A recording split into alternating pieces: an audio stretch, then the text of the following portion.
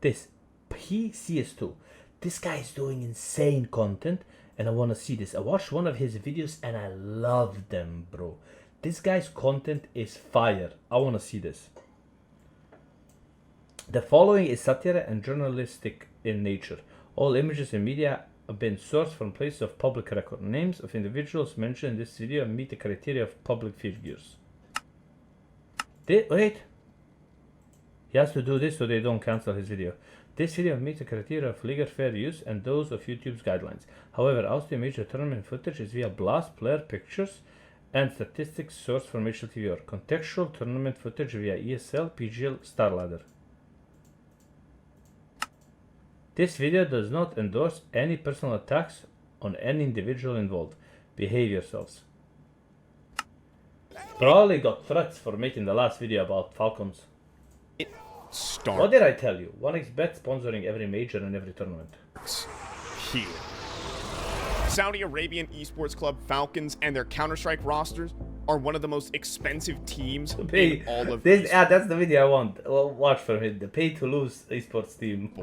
From 2022 to 2025, they have signed a total of 26 players and coaches. This might make sense if Counter-Strike was like, you know, American football. Counter-Strike is a 5-player game. Falcons signed 26 people to play a 5-player game. Falcons with their mega wallets have been trying to create the esports Death Star, trying to be the best in every single game, including Counter-Strike. To do so, they brought on the most successful coach in Counter-Strike history, Danny Zonic Sorensen, and his sports director, Lars Rubbel, to create the world beater, the dynasty destroyer, the super team. But 2024 was an absolute disaster piece. After they purchased the #2 team in the world, results took an absolute nosedive.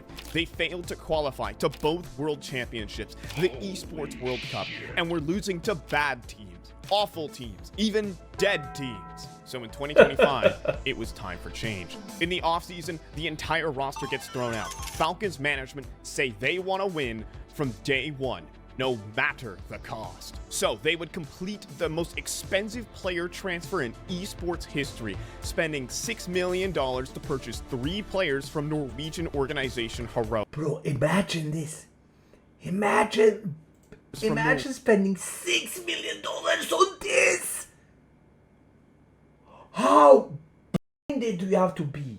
The sponsor of today's video is LuxDrop, and in the pinned comment you have 3 mystery cases you can open, as well as a deposit bonus for extra money. I give away $10,000 extra every month to those under my code. On LuxDrop you can open real life items like clothes, watches, and even cars. You can instantly get them delivered to your address or withdraw the winnings. Other game modes are battles, which I personally prefer 3v3, and every night on stream I give away tips to people who make me profitable case battles. You can as well check out the deals game mode and the rewards tab, where they offer you the biggest rewards out of all sites. On the race tab you can be part of LuxDrop race, where they always give out $100,000 monthly. Legion organization Heroic. So, were these players superstars? Did they rally thousands of fans? Did they drive sponsorships and hundreds of merchandise sales? No. They were 3 alright players from the #8 team in the world. Pro Falcons really have low IQ, man. They need help. In addition to this, they secured the services of superstar rifler Nico for a cool $1 million just before his contract would run out. This is the man many consider to be the greatest rifler of all time. He's a highlight machine. Torn away from them very, very quickly by Titan. Oh my god, Nico gets 3, 4! Bro, imagine in these years, back then, the game is still faster than CS2 is today. The game is still more responsive than CS2 is today. But listen, CS2 has better colors. It has water and chickens swimming in water. Was. But the first 4 months of 2025 was absolute mediocrity. So in the shadow of the major, they benched one of their players they paid $6 million for, and dropped another $2.5 million to sign generational talent Monesy. Now, I would love to say at the end of all these big sentences and big numbers that they suck. But, unfortunately for the haters, including myself, they don't. Well, fellas, it's finally happened. It's time to be a real YouTuber. The most well-known game on the planet. He got a sponsor. The sheer weight of their superstar power would immediately launch them to be a defining force in Counter-Strike. Oh boy, finally, after blowing $10 million in 6 months, you finally have a title contending team. Emphasis on contending. Right up to June 2025, Team Falcons have one nemesis they just can't beat. World number 1, Vitality. Here's what Team Vitality, who have spent $0 on player buyouts in the last 2 years, have been up to since February of this year.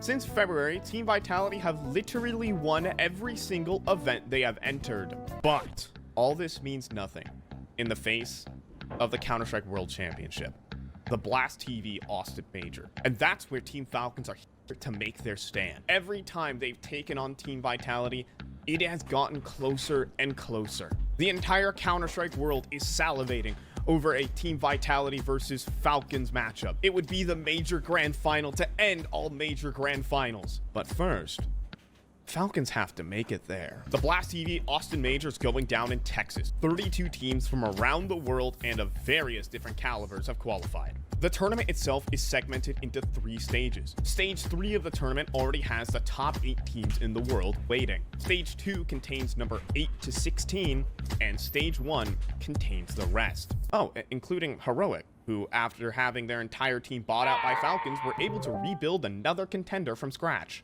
Falcons, because they bought the world number 8 team and have had a bad start to the year, begin in stage 2, to where comparatively they are a hulking 300-pound NFL lineman in a kiddie pool. Everyone has put them as going undefeated. Only the insane could conceive of them losing a single game. In my decade of watching Counter-Strike, I have not seen a more gargantuan favorite in a group stage from pundits, analysts, fans, communities, the Pope, probably. You see, Falcons are a team that just, on paper, Bro, I like this guy. He makes dope content, bro. Have a weakness.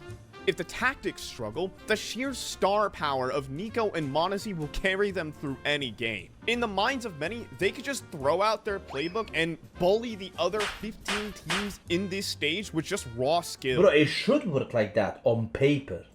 Look, you've had months of practice. 2 months ago, your organization blew $2.5 million to have Monesy ready for the most important tournament of the season. 2024 literally could have not gone worse for the team that came through talking big and spending big. Success in the minds of Falcons needs to happen now.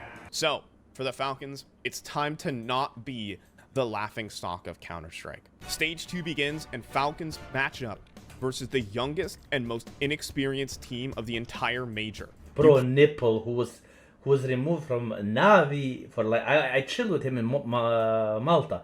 Really nice kid, bro. Me and him chilled for a few hours. We were watching the games and talking. He's a really nice dude. And here he gets removed from Navi and on Falcons, bro. Ukrainian team Bait. This team consists of 4 players who cannot drink in the United States and a guy named Alex666. This is a team that is all brute force. They shoot people in the head, and that's just about it. A lot of their gameplay is high-risk plays where they just let their individuals work the game, which is great for stomping lower caliber teams in Division 2. But this is not going to work versus the Falcons. The pistol round shows exactly that. As Bait try to step forward and get in the Falcons' face, they get swatted aside, and that's how the rest of the map goes. Falcons 13-0 Bait. Really? I thought Bait won them. I'm just kidding. Bait win. Piece of shit, he trolled me. I actually believed him.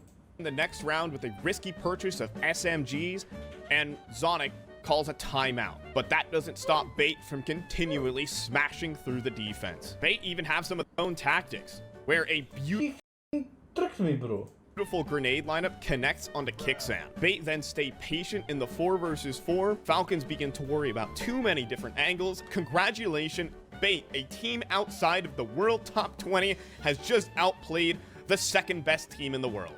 However, Falcons still stay in the game with back-to-back triple kills from Nico. So, in round 9, Monesy, the guy you paid $2.5 million for, he's known as the Flash for his lightning fast reactions, is taking on 19-year-old Ken Cizor. He's a random Ukrainian teenager who has not even sniffed a top trophy. And watch as Monesy gets rinsed. Falcons are getting throttled. It is a 9-3 half, and they're just continually getting Easy, Loba. owned. Monesy plays one of his worst And matches bro, Hetrick is as well a really nice kid and insane player. of 2025. Falcons get outplayed, outshot, and outbudgeted by the team who haven't spent a single dollar to buy one of their players. Falcons go down 0-1, and every single person's pick'ems are busted. The L in Falcons stands for... That's self-explanatory. But this can be understood. Oh, this guy's dope. This guy's dope, bro. The format is a best of 1 and not a best of 3, so an upset like this can happen when, say, Monesy has an off day. I mean, shoot, even Team Vitality would lose their 30-win streak to the 4th best Brazilian team later this very tournament. But just mere hours later, they must play fan-favorite Chinese team, Lynn Vision. They're another firepower-based team that likes to get in their opponent's faces. But they've gone into this tournament punching above their weight. And they've enamored the community with some exciting personalities. What are you feeling? Good. But Good. but many expect them to be pulverized. And Lynn Vision aren't looking great. They just lost their opening matchup 13-4 to world number 10, Furia. And the dread continues as they match up versus Falcons on the very same map they just finished playing, Duke. Lynn Vision start off nicely with a very well-called pistol round, but Falcons are able to bounce back, winning a close 2 versus 2. They seize control of the game and win Nuke 13-3. You ain't entertain me again, you piece of shit. They don't do that. Instead, Yeah. they lose a 2 versus 4 to a guy named Westmelon, who is out-fragging both Nico and Monesy combined. It has to be Falcons' secondary pieces going insane, with now benched player Magisk dropping 15 kills in a single half. And that's enough to get Falcons a 7-5 lead. Oh, these YouTube ads. 8. But right here, you were about to witness one of the most systematic outplays, or perhaps misplays, of a top team to ever happen. Because Falcons try to play brute force, simple Counter-Strike. In their minds, they think they can bully a team like Lynn Vision. Falcons try to go ramp in their first gun round, but Lynn Vision have made a hard read. 2 players are stacked up, and it's made even better when everyone on Falcons forgets how to hit a headshot. Falcons are a team that are loaded with like the best talent in all of Counter-Strike. But for some reason, when the word of the tournament has a major slapped on it, everyone just looks average. And so you blink, Lynn Vision have come back, it's map point for them. At 12-9, Falcons go for their typical outside control, and Lynn Vision make a beautiful read. Amelia QAQ, the man who stands on table, is now standing on the T roof with the mother of all flanks. He collects 2, and the game is over. Lynn Vision, a team again, is over. Lynn Vision, a team again outside of the world top 20, has sent the super dreadnought of the tournament to the 0-2 bracket. Afterwards, Lynn Vision pour out the credit to their coach, Gum. Let's hear what Gum has to say about preparing for the number 2 team in the world. Oh, Falcons? Actually, it's only taken me 2 hours, so... Okay, Yeah. that's not too bad. They were easy to read? Yeah, actually. Sick coach. Falcons, you got a sick coach, especially the mental coach. The mental coach is like, mwah. I love the mental coach. You know, I was in Malta when the mental coach was on Vitality's team.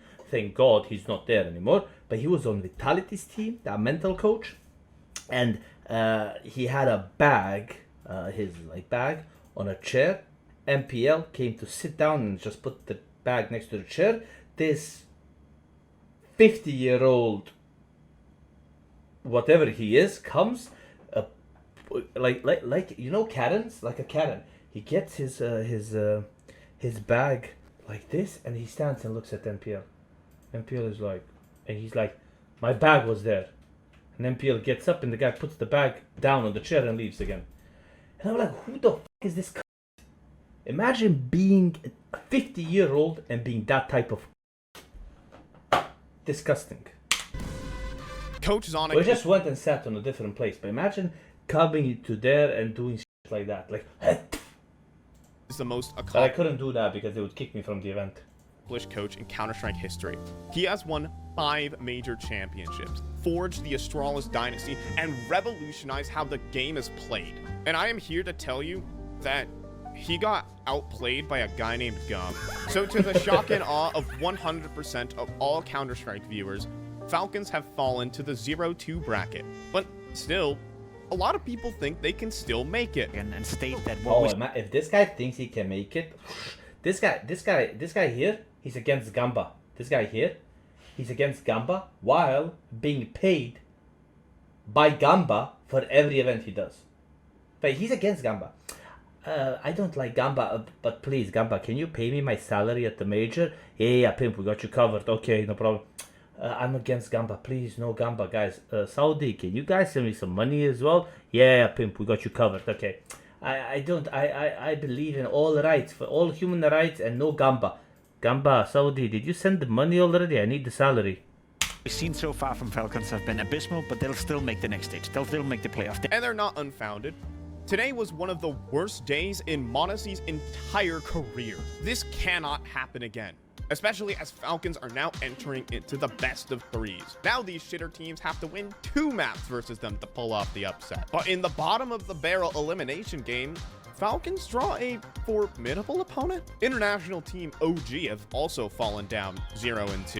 They're like the Falcons, but on like a 10th of the budget. OG are filled with young, inexperienced rookies. It's the first major for 3 of their players. OG pick up an absolutely convincing pistol round, but are then met with a devastating force buy, and Falcons take control of the map, up 9-3 at halftime. No, they actually do that. Everyone exhales. Finally, this is the Falcons we were all looking for, and they close out map 1 of the series 13-5. Nope, instead, OG have won the first 5 rounds of the half, and it's a 2 Bro, this guy's a piece of versus 3 retake of the B site. Monesy posts up at the player on car. He doesn't hit the shot. Monesy scopes up on the car again, and Nah, bro,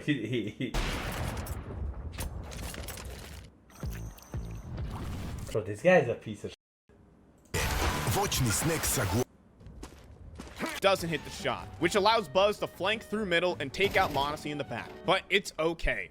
Magisk unloads his magazine and drops Buzz, allowing Kixan to defuse the bomb with Falcons don't have time. already have it. Oh, they lose the round. They don't have it. He must Bro, whoever does the video for this guy is the boss, bro. pick the kid up off Monesy in the door. It's the only explanation. Falcons, though, are able to keep the lead just barely, but are in a 4 versus 5.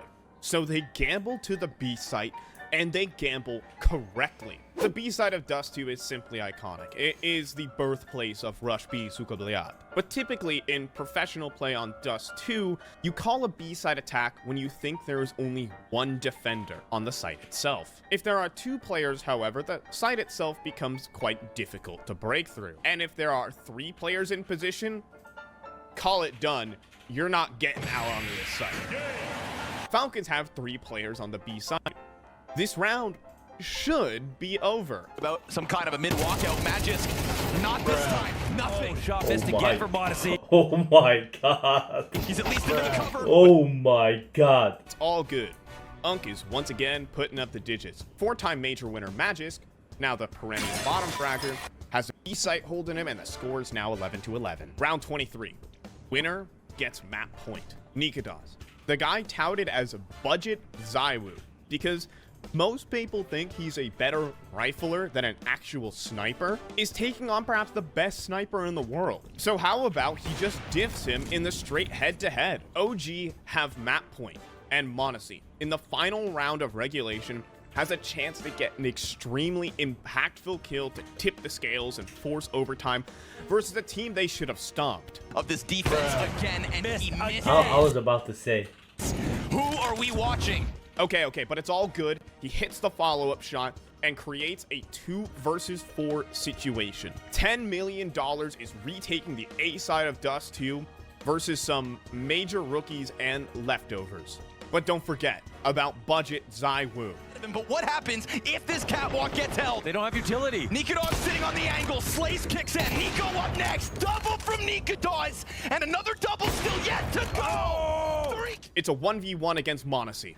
Budget Zywoo wide swings what we formerly knew as a top 3 player in the world. And $2.5 million misses. And He won't bite. bomb is ticking. He missed. Nikodov thrives. And Falcons in a tailspin. OG complete a comeback down 9-3 on their opponent's map pick and take the first map of the Bro, this is mad, bro. This is mad. series. But unfortunately for the haters around the world, Monesy realizes he needs to hit some op shots, and Falcons do clean up the rest of the series 2-1. And this has all been the lead up. If Falcons were to lose here, it would be the worst placing of an elite team at a major ever. FaZe Clan went 0-3 at PGL Krakow 2017 and 5 years later at Rio in 2022. But that was in the top 16 of the major. We are currently in just the top 24, and the #1 slot only belongs to the biggest choker in Counter-Strike history. Nico and Monesy and his team, G2, were the only top 5 team in Counter-Strike history to miss the World Championship. With those stakes set, Falcons play against the 3rd best Brazilian team, world number 20, MIBR. MIBR have been an I watched the demo of this. extremely stagnant team, shuffling around Brazilian players but never truly progressing in these events. They've even taken a player off the bench to desperately try and turn the ship around. They are the typical team to get eliminated by the top dogs in a group stage and get knocked out in whatever place.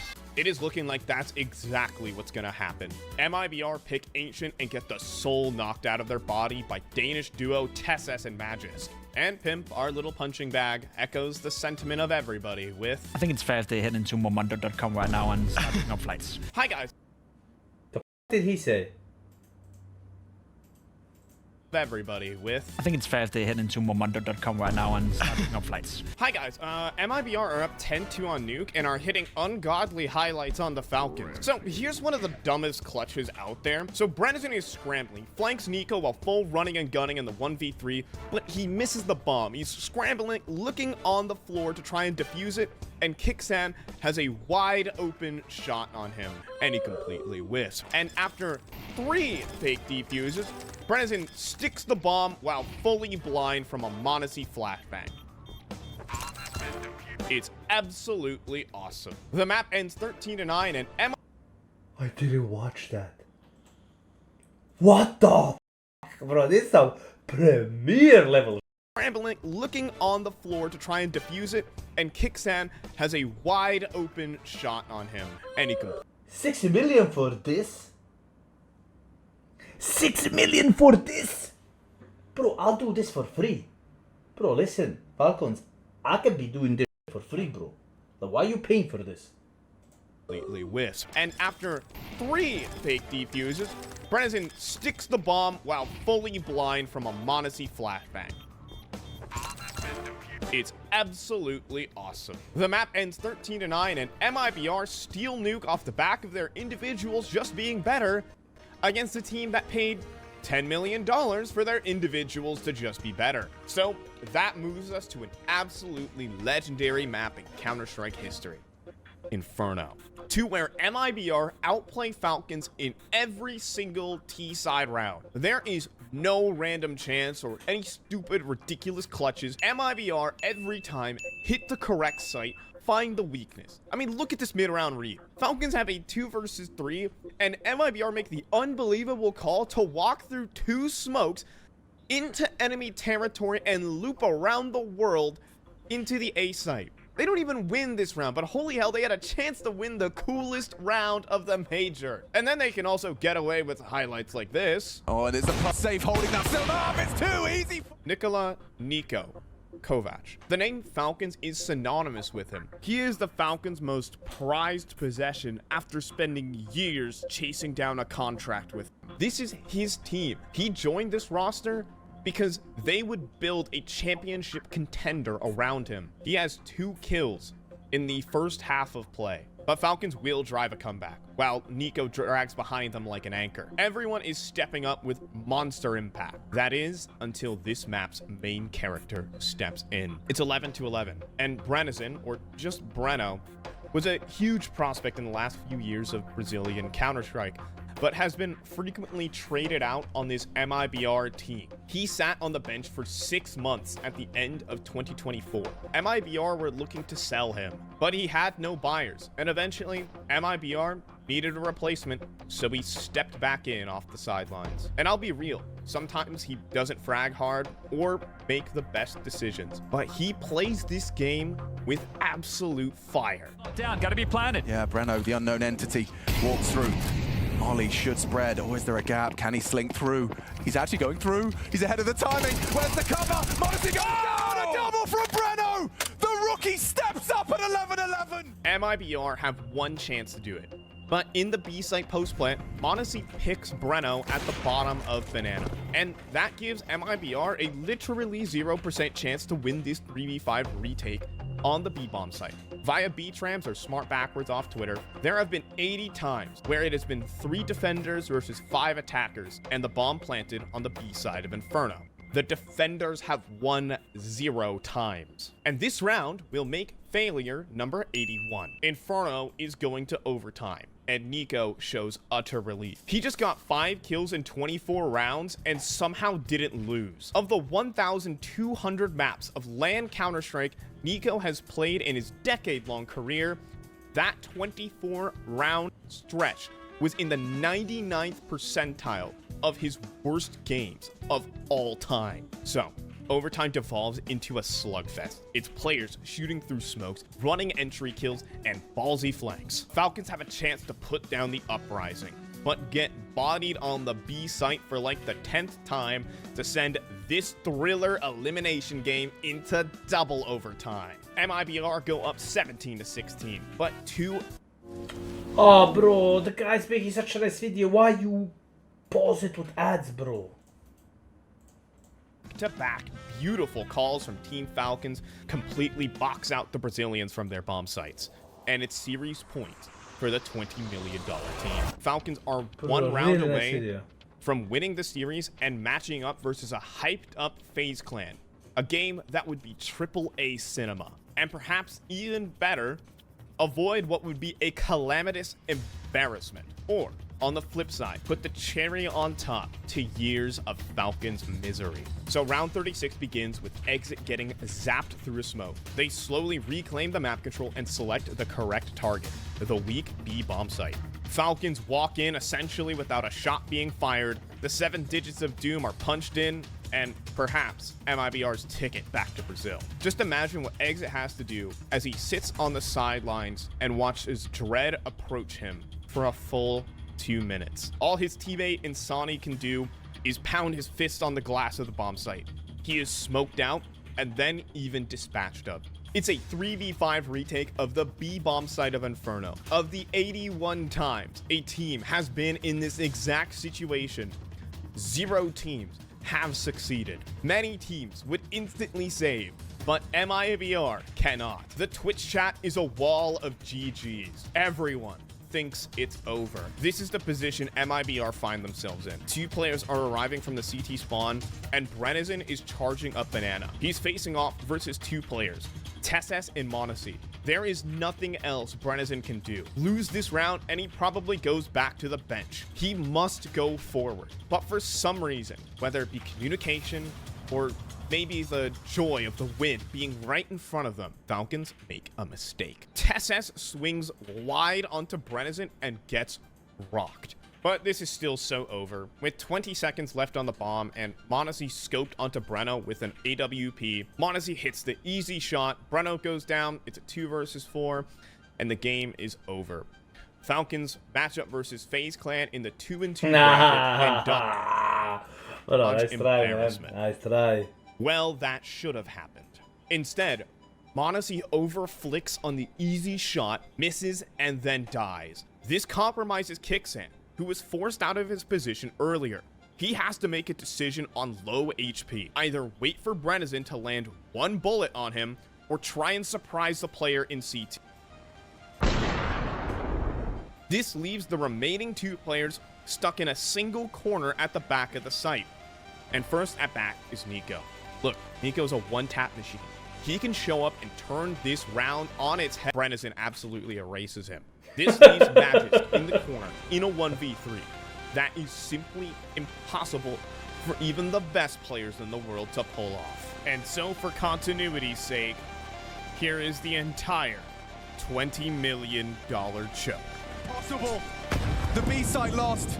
Insani empty-handed, 27 frag haul. Breno's been doing everything he can for the boys, and he keeps going. Soda's safe. Are they doing it? Is there a way back in? Nico's gone. Only matches. I can't believe it. MIBR on the defuse, and we need another. They were down. They were out. That's a 3v5 retake of the B-bomb site. It's supposed to be impossible. And you won't believe it. They win the game. To take flight. Instead, their ticket is booked by MIBR. A flight home instead. The team that spent $10 million in a single season. Bro, crazy. 10 million for this.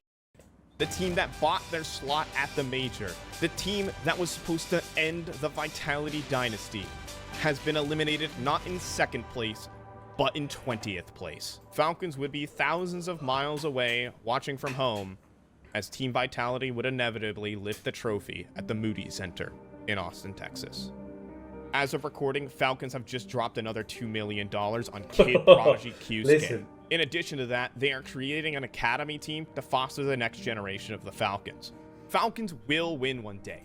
It is inevitable. Nico and Monesy will champion excellence in Counter-Strike. But let us revel in this one very human theme that we all want to be true.